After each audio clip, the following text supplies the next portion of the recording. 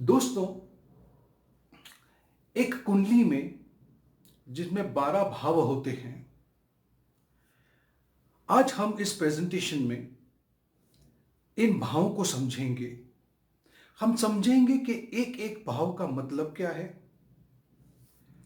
या एक से अधिक भाव एक साथ में मिलकर के हमें क्या परिणाम देते हैं, खास करके जब हम किसी कुंडली का विश्लेषण अध्ययन करते हैं। और फिर जिस ग्रह की महादशा, अंतर्दशा, या तो फिर वो ग्रह गोचर से किसी ग्रह से भ्रमण कर रहा है, तो हम कैसे समझे कि इसका परिणाम हमें क्या मिलने जा रहा है। उसी को समझाने के लिए इस प्रेजेंटेशन को मैं आपके सामने प्रस्तुत कर रहा हूं।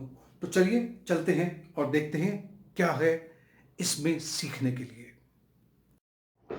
दोस्तों, वैदिक एस्ट्रोलॉजी में ऐसे कुछ भाव होते हैं जो बहुत ही आवश्यक हैं, बहुत इम्पोर्टेंट हैं, और हर एक ज्योतिष उन भावों को देखकर या उनको समझ करके ही आपके कुंडली के बारे में विश्लेषण कर सकता है। तो सबसे पहले उनका ध्यान इन भावों पे जाता है और हमें समझना होगा कि ये कौन से भाव है जिन्हें समझना हम लोगों के लिए बहुत आवश्यक है। केंद्र भाव, आप जैसे देख पा रहे हैं इस चार्ट में, कुछ ऐसे स्क्वायर्स हैं जिन्हें हमने हाईलाइट किया है। इन घरों को, इन भावों को जो नाम दिया है, ये भाव हैं भाव 1, चौथा भाव, 7वां भाव और 10वां भाव। इन भावों को हम केंद्र भाव कहते हैं। कोई भी ग्रह जब इन भावों में स्थित होता है वो बलवान हो जाता है और ये आपको अच्छा फल प्रदान कर सकता है। इसीलिए हम इसे केंद्र भाव के नाम से जानते हैं। मित्रों, इस चार्ट में, इस प्रेजेंटेशन में आप देख पाओगे त्रिकोण भावों की बात की गई है। त्रिकोण भाव कौन से होते हैं? पहला, 5वां और 9वें भाव को हम त्रिकोण कहते हैं। और अगर आप देखोगे कि ये जिस तरह से दर्शाया गया है हाईलाइट करके, ये एक त्रिकोण बनता है। ये केंद्र भाव के बाद दूसरा ऐसा भाव है, दूसरे ऐसे भाव हैं जो बहुत महत्वपूर्ण है। किसी भी व्यक्ति के बारे में जानना हो तो त्रिकोण भाव को भी देखना बहुत आवश्यक है। कुछ ग्रह जब इन भावों में होते हैं तो वो आपको बहुत शुभ फल प्रदान कर सकते हैं, लेकिन वहीं पर कुछ ग्रह हानि भी पहुंचा सकते हैं। ये डिपेंड करेगा कि वो कौन से राशि में है और या फिर कौन से डिग्री पे बैठे हैं ये। मित्रों, अब हम बात करेंगे उन भावों की जिन्हें हम कहते हैं उपछाया भाव। ये भाव कौन से हैं? देखिए, इस चार्ट में जो हमने हाईलाइट किया है, जैसे कि तीसरा भाव, छठा भाव, 10वां भाव, 11वां, इन्हें हम कहते हैं उपछाया भाव। इसका सीधा सा मतलब ये है, या साधारण मतलब ये है, कि ये ऐसे भाव हैं या इनमें जो भी ग्रह बैठा है वो आहिस्ता आहिस्ता उम्र के हिसाब से काम करेंगे। यानी कि ये आहिस्ता आहिस्ता ये ग्रह मैच्योर होंगे जब इनका टाइम आएगा, इनका वक्त होगा। ज़्यादातर शनि, मंगल, सूर्य, राहु अथवा केतु इन भावों में अच्छे माने गए हैं। इनका जो रिजल्ट है वो आप अनुभव करोगे आपकी मिडिल एज में आकर के।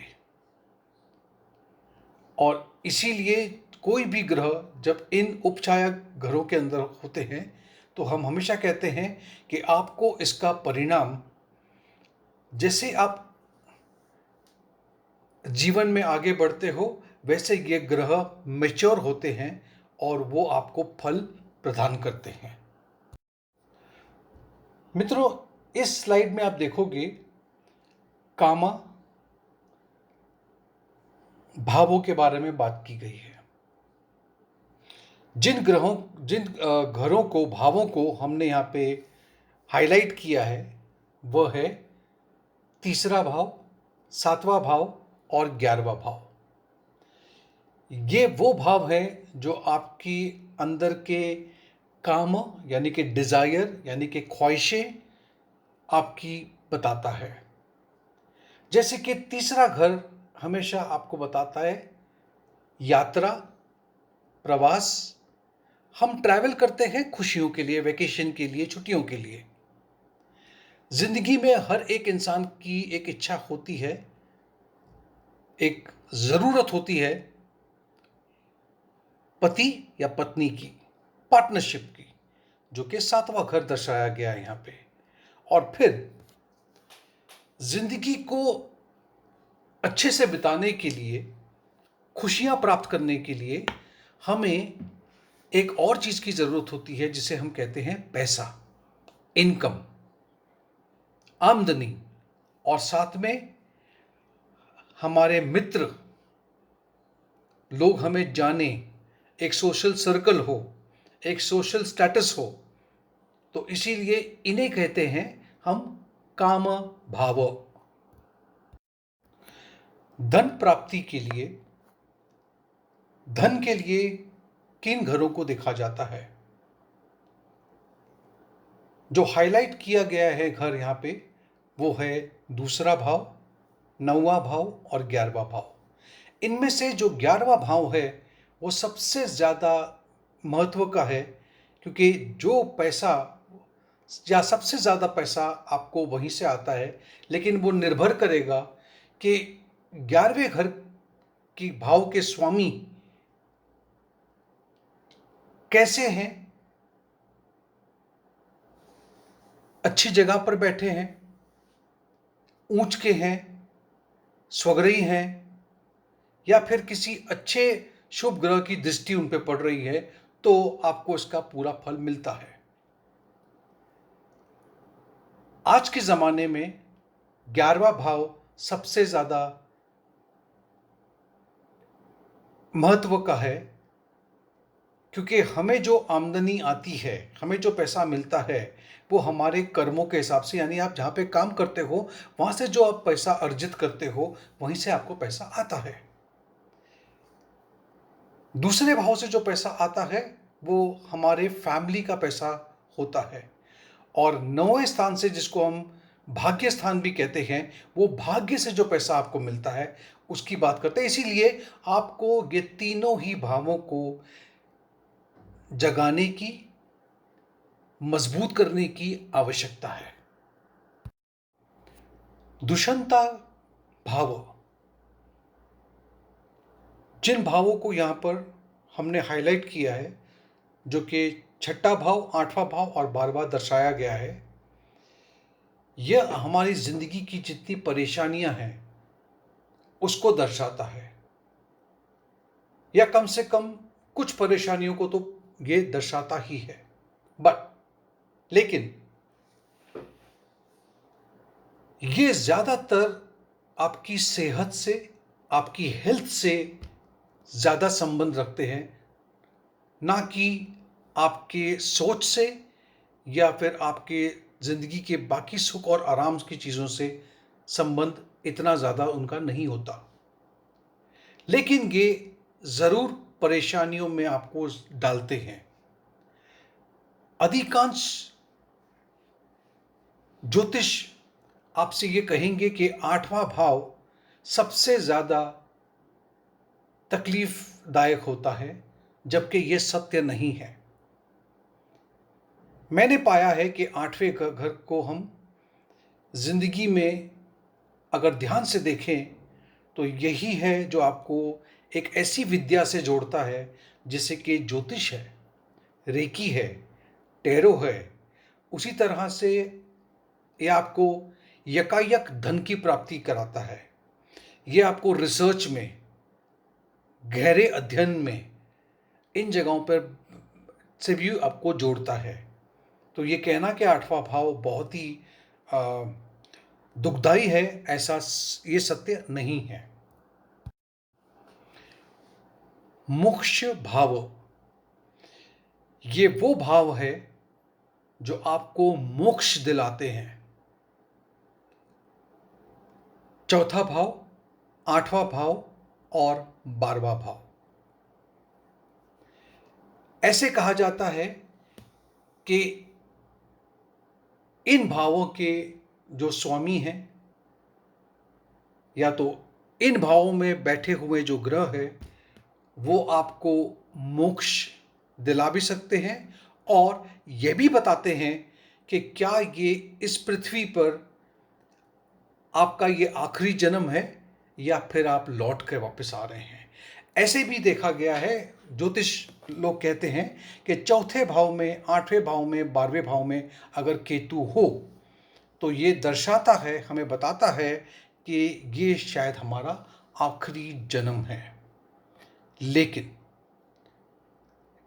किसी भी डिसीजन पे पहुंचने से पहले हमें दूसरे चीज़ों को भी देखना पड़ेगा, परखना पड़ेगा, और तभी हम कह सकते हैं कि हाँ, ये जो कुंडली है ये मोक्ष की कुंडली है।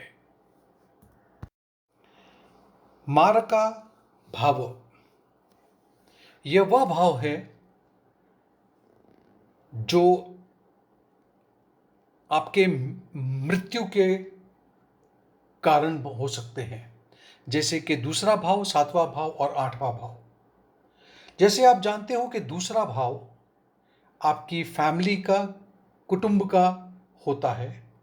7वां भाव शादी का, पति के या पत्नी का होता है। और वहीं पे 8वां भाव बताता है कि शादी के बाद आपका जीवन कैसा है।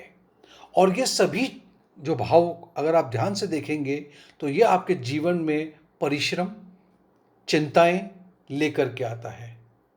और इसी के वजह से व्यक्ति के ऊपर भार पड़ता है और उस भार के वजह से वो दिन बर दिन मानसिक तौर पर कमज़ोर होते जाता है। अगर आपको किसी की मृत्यु, या तो फिर वो उसका जीवन कितना लंबा है या कितना छोटा है अगर जानना हो तो हमें उसकी गणना हम 8वें भाव से करते हैं। ज़्यादातर या कम से कम मैं कभी भी डेथ के हाउस को नहीं देखता, क्योंकि मैं ऐसा मानता हूँ कि ये एक ऐसा विषय है जिसे हमें भगवान पे छोड़ देना चाहिए। तो मित्रों, बहुत बहुत धन्यवाद आपका इस प्रेजेंटेशन को देखने के लिए। और अगर आपको ये प्रेजेंटेशन पसंद आई है तो इसे अपने मित्रों के साथ, अपने रिश्तेदारों के साथ में साझा कीजिए, इसे लाइक कीजिए। और अगर अभी तक आपने मेरे इस चैनल को सब्सक्राइब नहीं किया है तो उसे सब्सक्राइब कीजिए। और कमेंट बॉक्स में, कमेंट मैसेज में आप चाहें तो मुझे कोई सुझाव भी भेज सकते हैं, जिससे मैं इसे और ज़्यादा मेहनत करके, काम कर करके इसमें ऐसे कुछ चेंजेस करूं जो आपके लिए और मेरे लिए दोनों के लिए ही ये ज़्यादा बेनिफिट हमें दे सके। बहुत बहुत धन्यवाद, शुक्रिया।